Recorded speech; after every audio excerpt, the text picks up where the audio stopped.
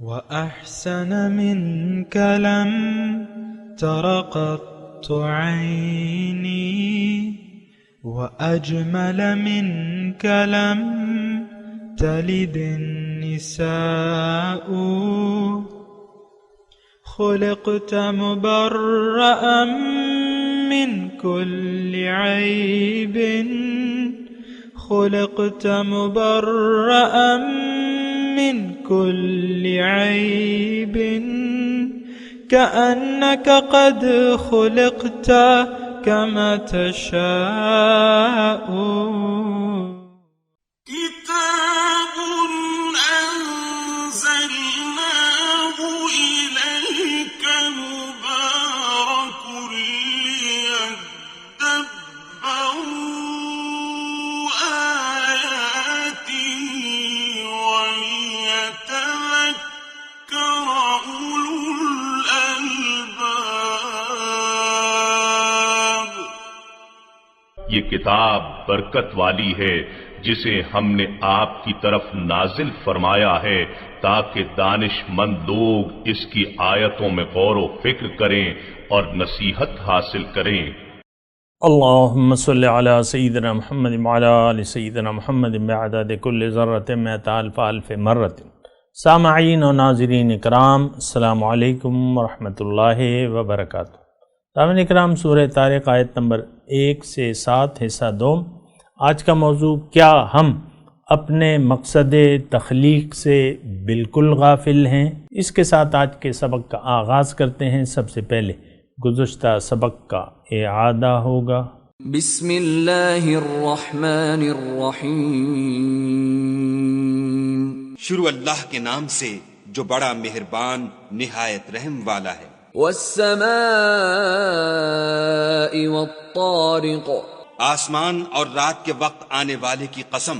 وما ادراک ما الطارق، اور تم کو کیا معلوم کہ رات کے وقت آنے والا کیا ہے؟ النجم الثاقب، وہ تارا ہے چمکنے والا۔ ان کل نفس لما علیہا حافظ، کہ کوئی متنفس نہیں جس پر نگہبان مقرر نہیں۔ فلینظر الانسان مما خلق، تو انسان کو دیکھنا چاہیے کہ وہ کاہے سے پیدا ہوا ہے۔ خلق من ماء دافق، وہ اچھلتے ہوئے پانی سے پیدا ہوا ہے۔ یخرج من بین الصلب والترائب، جو پیٹھ اور سینے کے بیچ میں سے نکلتا ہے۔ انہ علی رجعہ لقادر، بے شک خدا اس کے اعادے یعنی پھر پیدا کرنے پر قادر ہے۔ سامعین کرام، سورہ طارق، لفظی ترجمہ والسماء والطارق، قسم ہے آسمان کی اور رات کو نمودار ہونے والے کی۔ وما ادراک ما الطارق، اور آپ کیا جانو کہ رات کو نمودار ہونے والا کیا ہے؟ النجم الثاقب، چمکتا ہوا تارا۔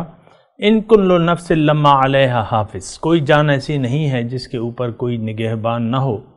فلینظر الانسان مما خلق، پس انسان ذرا دیکھ لے کہ وہ کس چیز سے پیدا کیا گیا ہے۔ خلق من ماء دافق، ایک اچھلتے ہوئے پانی سے پیدا کیا گیا ہے۔ یخرج من بین الصلب والترائب، جو پیٹھ اور سینے کی ہڈیوں کے درمیان سے نکلتا ہے۔ انہ علی رجعہ لقادر، یقیناً وہ خالق اسے دوبارہ پیدا کرنے پر قادر ہے۔ سامعین کرام، سورہ طارق ہے، مکی صورت ہے اور دور جاہلیت کے لوگوں کے لیے ہے، جیسا کہ آج بھی دور جاہلیت ہے، تاریکی کا دور ہے۔ ہم اپنے آپ سے غافل ہیں، اپنی حقیقت سے بے پرواہ ہیں۔ ہم نے ظاہر کو اپنا مدعا بنا لیا ہے زندہ رہنے کے لیے، اور حقیقت سے ہم غافل ہیں، اور ہمارے دل جو ہیں وہ رب کی یاد سے جیسے کہ ہونی چاہیے اس کو بھلا چکے ہیں۔ یعنی ہم اپنے دلوں سے اپنے خالق اور اس کے مقصد تخلیق کو بھلا چکے ہیں۔ یہ ایک ایسی بات ہے جو چیلنجنگ کے طور پہ میں آپ کو کہہ رہا ہوں، یعنی اس میں کوئی کمی بیشی نہیں ہے میرے حساب سے۔ بہرحال آپ دیکھ لیں، آپ کی تمام زندگی اس بات پر شاہد ہے کہ آج کی جو مسلمان قوم ہے وہ اپنے رب کو بھلا چکی ہے بحیثیت معبود، مقصود، محبوب اور مطلوب۔ تو بہرحال ایسا نہیں ہونا چاہیے، ابھی بھی وقت ہے کہ ہم اللہ کے طرف رجوع کریں، اللہ پر یقین کر لیں کہ وہی ہمارا رب ہے، خالق ہے، معبود ہے، محبوب ہے، مقصود ہے اور مطلوب ہے۔ ابھی وقت گزرا نہیں ہے، اب یہ ہم جسموں میں رہ رہے ہیں، اللہ کی ہمیں کوئی ضرورت نہیں ہے، ہمیں اللہ کی ضرورت ہے، اور ہمیں اللہ ہم سے پیار کرتا ہے، اللہ ہم سے محبت کرتا ہے، پیار کرتا ہے، اسی لیے اس نے یہ قرآن نازل کیا ہے کہ ہم اس کی آیات میں غور و فکر کریں اور تدبر کریں اور عقل سے کام لیں اور اسی کو اپنا معبود حقیقی بنا لیں اور مقصود بنا لیں اور محبوب بنا لیں۔ یہ ساری باتیں ہمارے پاس نہیں ہیں، یہ سارے اعزازات ہم اس سے محروم ہیں، ہم نے خود اپنے آپ کو اس سے محروم کر لیا ہے۔ بہرحال اللہ تعالیٰ سورہ طارق میں ہمیں آسمان اور نجم الثاقب، چمکتا ہوا تارا، اس کی مثال دے رہے ہیں اور یہ دلیل کے طور پہ لے رہے ہیں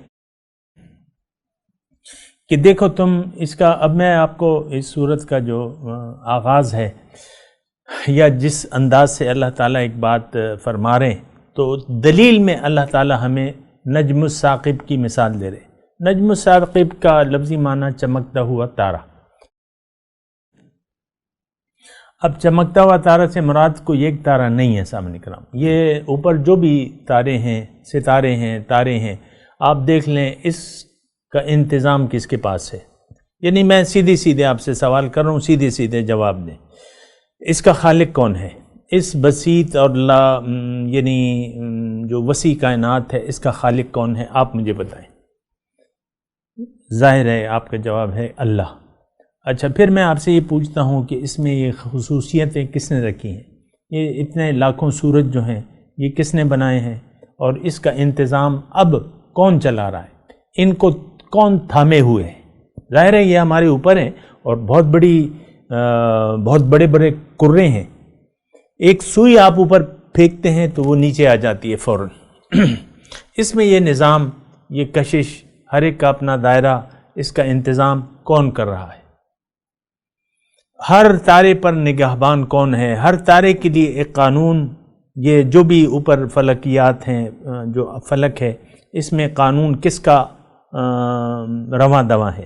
کس کے قانون کے تحت یہ اپنی رفتار، ظاہر ہے کہ ہر زمین کو آپ دیکھیں کتنے میل فی گھنٹہ سے یا یہ دوڑ رہی ہے، مجھے تو ابھی وہ فگر یاد نہیں ہے، لیکن انتہائی تیزی سے ہے، لیکن ہمیں محسوس نہیں ہوتی۔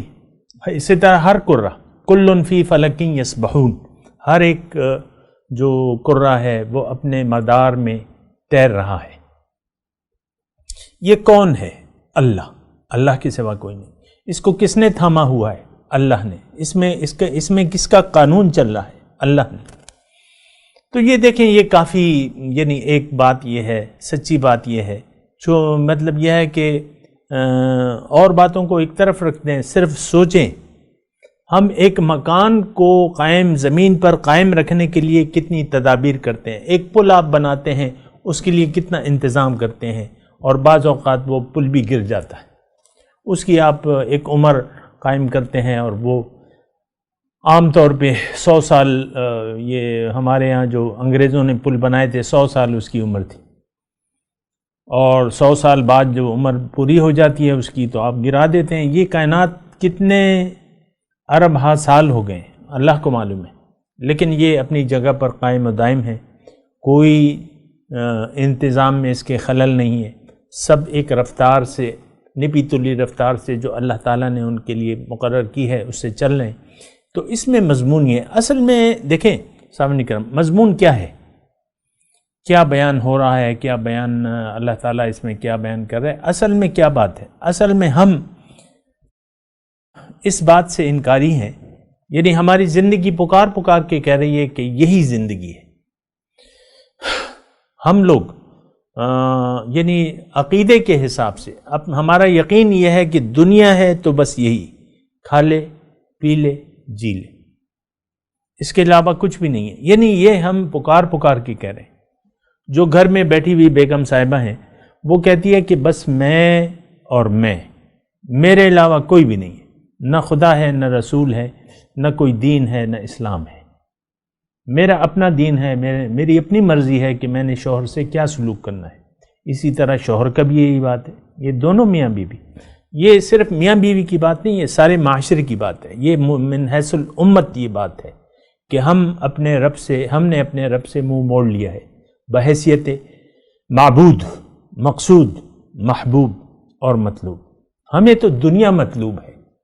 آپ دیکھ لیں دنیا ہی کے لیے ہم جی رہے ہیں. آپ دیکھ لیں، میں چیلنج کے طور پہ آپ کو کہہ رہا ہوں، جو ہم امت مسلمہ جو زندگی گزار رہی ہے، اس کا میں آپ کو چیلنج کے طور پہ کہتا ہوں کہ اس کا مقصود نہ اللہ ہے، نہ اللہ کو یہ مقصود بنانا چاہتے ہیں، نہ اس کا رخ اللہ کی طرف ہے، نہ یہ اپنا رخ اللہ کی طرف، خالص اللہ کی طرف کرنا چاہتی ہے، نہ یہ دین اسلام پہ عمل پیرا ہے مکمل، نہ یہ عمل پیرا ہونا چاہتا ہے.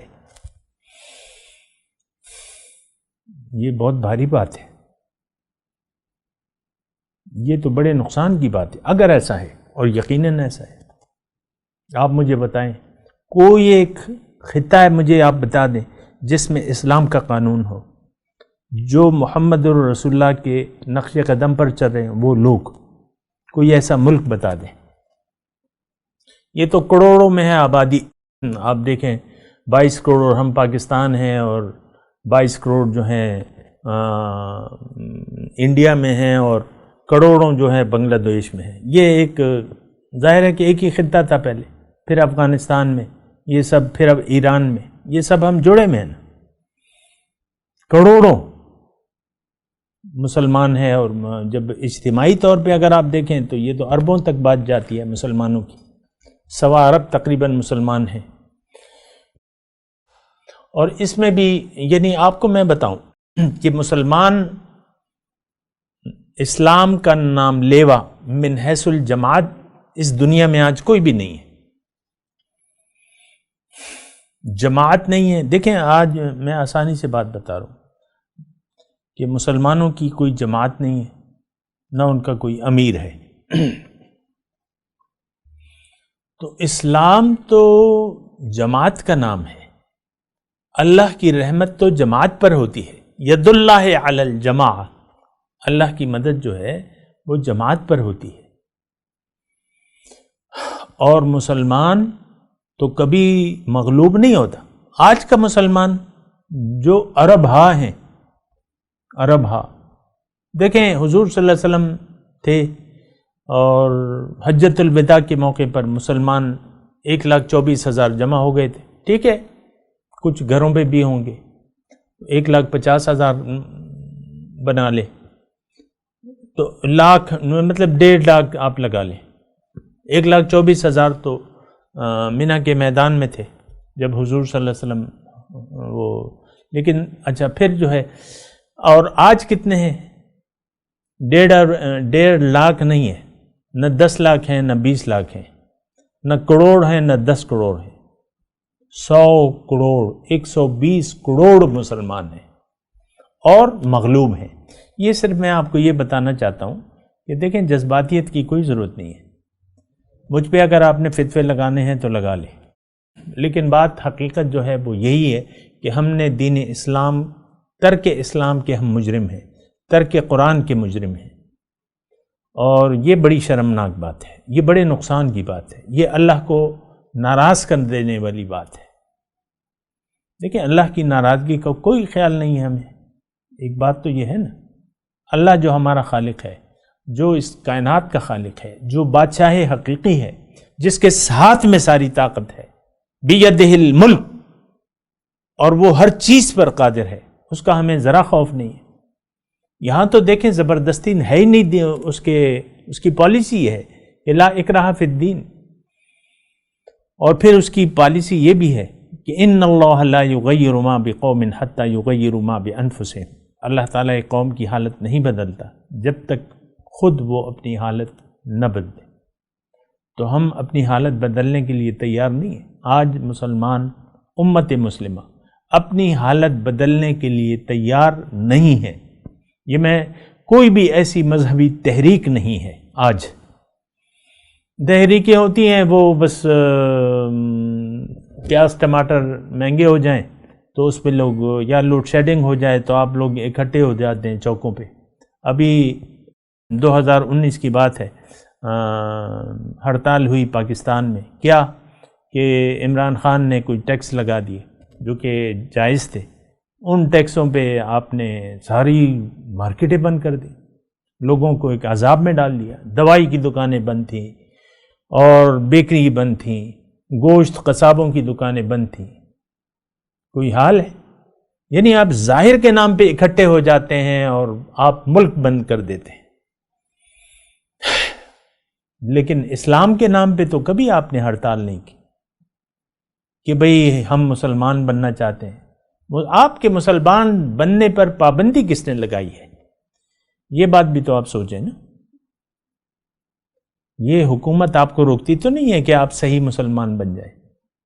اصل تو ہمارا ذاتی معاملہ ہے کہ ہم اسلام قرآن پر، یعنی قرآن کو قائم کرنے کے لیے تیار نہیں ہے. قرآن پر کھڑے ہونے کے لیے، قرآن پر عمل کرنے کے لیے ہم تیار نہیں ہیں. رسول کی پیروی کرنے کے لیے ہم تیار نہیں ہیں. آخرت کی تیاری کرنے کے لیے ہم تیار نہیں ہیں. آپ کو روکا کس نے؟ لیکن دیکھیں، میں ایک بالکل واضح طور پہ کہہ رہا ہوں، آپ کا جو یہ چلن ہے بہت زیادہ نقصان دہ ہے آپ کے لیے خود، کہ ان لوگوں کو جو اللہ کی یاد کو دل سے بھلا کے زندگی گزارنا چاہتے ہیں، قرآن کے خلاف جو زندگی گزارنا چاہتے ہیں، نبی کے عمل کے خلاف زندگی گزارنا چاہتے ہیں، ان کے لیے تباہی ہے. بالکل تباہی ہے، اس میں تو کوئی شک و شبہ نہیں ہے. تو بہرحال سامعین کرام، میں تو یہی گزارش کر سکتا ہوں، آپ سے کر رہا ہوں کہ یہ جو اللہ تعالیٰ ہمیں دیکھیں، یہ دلائل دے رہا ہے اللہ تعالیٰ. کس کو دے رہا ہے؟ عام طور پہ ہم سوچتے ہیں کہ یار یہ تو مکی کی آیت ہے، ان مشرکوں کے لیے تھا، اس میں ہمارے لیے کیا رکھا ہے؟ معاذ اللہ، ہماری ایک سوچ ایسی ہے. اور پھر آپ تفاسیر اٹھا کے دیکھ لیں تو یہ مکے کے وقت کے حساب سے ان کی تفسیر کرتے ہیں. وہ میرے بزرگ ہیں، میں ان کے پاؤں کی خاک ہوں، جو بھی ہیں، لیکن بات یہ نہیں ہے. اصل میں بات یہ ہے کہ قرآن میرے لیے ہے اور آپ کے لیے ہے. اما لکا و اما علیکا، یا یہ میرے حق میں دلیل ہوگی روز قیامت، یا میرے خلاف یہ کھڑا ہوگا. یا رسول ہماری شفاعت کریں گے یا ہماری خلاف گواہی دیں گے اور کہیں گے کہ یا رب ان قوم اتخذوا ھذا القرآن مہجورا.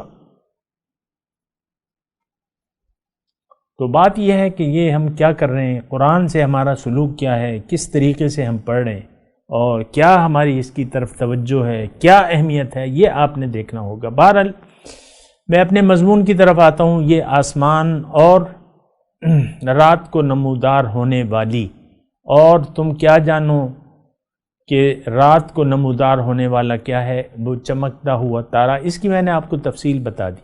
ان کل نفس لما علیہا حافظ، یعنی ہر چیز پر اللہ تعالیٰ محافظ ہے. ہر چیز بنائی بھی اللہ تعالیٰ نے ہے، اس میں قانون بھی اللہ تعالیٰ نے، اور اس کی بقا بھی اللہ کے ذریعے ہے.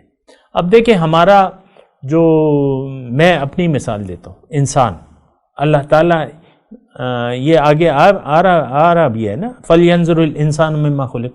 میں اپنی ایک کہانی بتاتا ہوں آپ کو. میں اپنے باپ کی پیٹھ اور سینے کی ہڈیوں کے درمیان سے میں نکلا ہوں. میری حقیقت یہی ہے، آپ کی بھی یہی حقیقت ہے. آپ تو نہیں کہہ سکتے میں کہیں اور سے آ گیا ہوں. یعنی میری ابتدا وہاں سے ہوئی ہے. اچھلتے ہوئے پانی کے ذریعے میں اپنی ماں کے رحم میں گیا، اور وہاں ماں کے جو اس سے پانی سے میں ملا، اور اس سے میں بننا شروع ہوا. اب یہ کون ہے؟ اس پانی میں یہ طاقت کس نے رکھی؟ پانی کی ایک وہ جو بوند ہے، اس میں کروڑوں جراثیم ہوتے ہیں، زندہ ہوتے ہیں. ایک جراثیم سے میں بنا ہوں. اور اسی طرح ماں کے جو پانی ہے اس میں کروڑوں زندہ جراثیم سیلز ہوتے ہیں، ایک سیل سے میں بنا ہوں۔ پھر جو ہے میری حالت بدلتی رہی، میں ایک خون کی پھٹکی بن گیا، پھر ایک لوتھڑا بن گیا،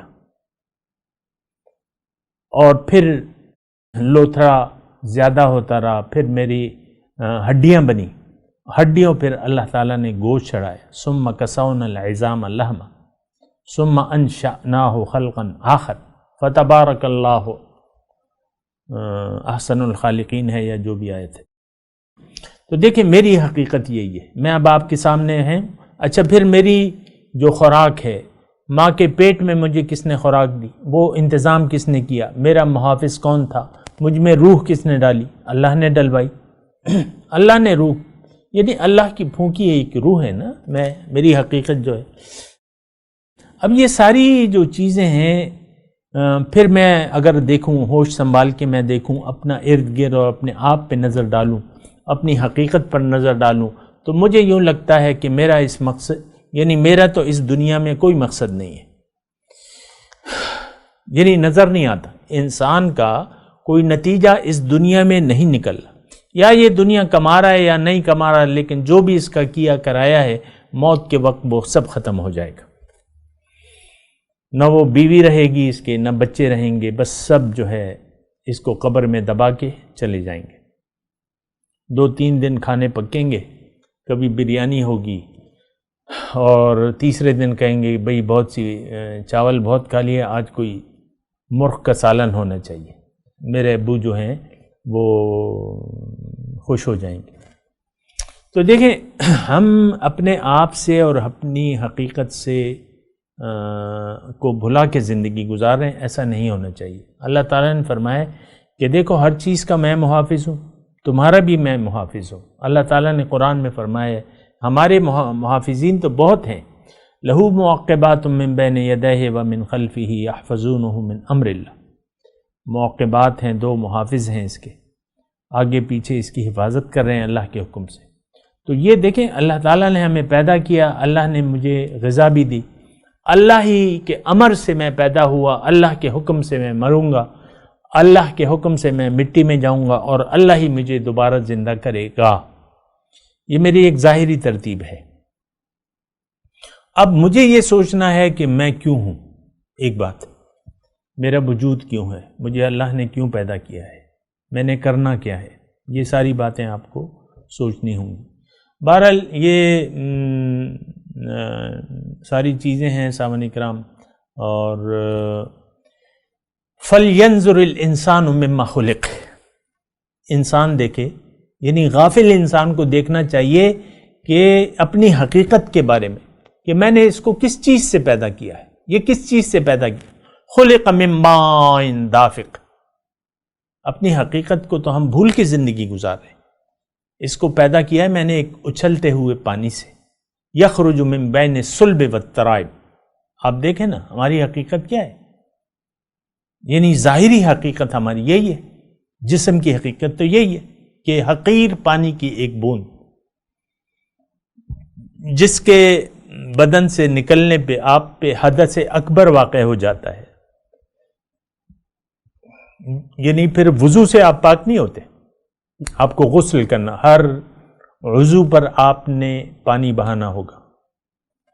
تو بہرحال یخرج من بین الصلب والترائب انہ علی رجعہ لقادر، اور یہ تو انشاءاللہ کل پڑھیں گے، اور میں تلاوت کرتا ہوں، میرے ساتھ دہرائیے۔ اعوذ باللہ من الشیطان الرجیم،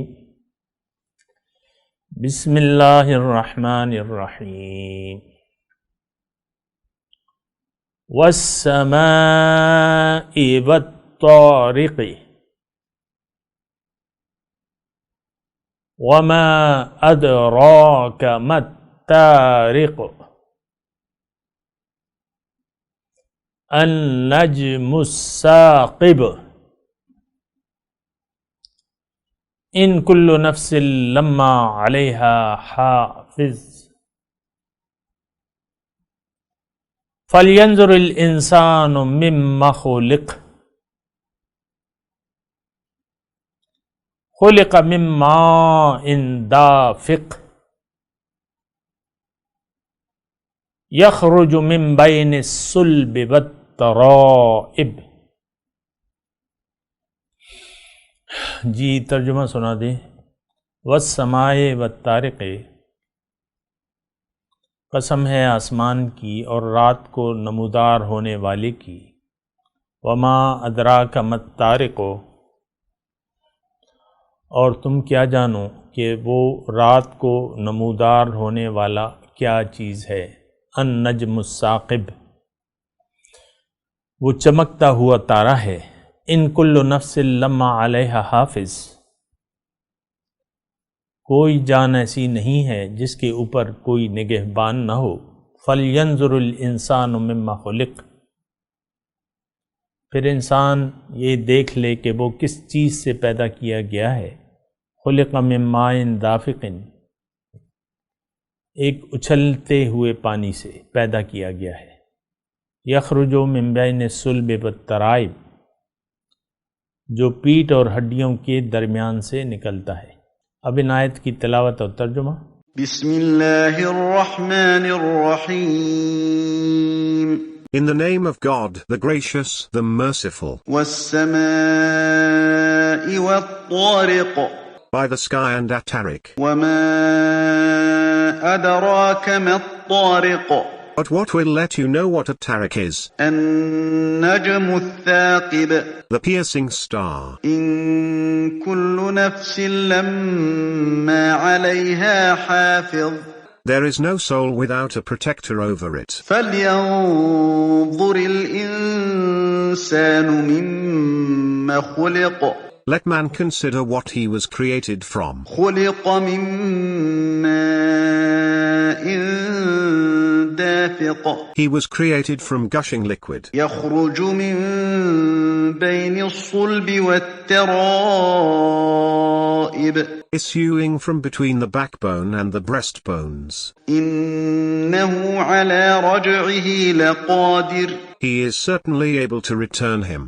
اس کے ساتھ ہی آج کے درس کا وقت اختتام کو پہنچا۔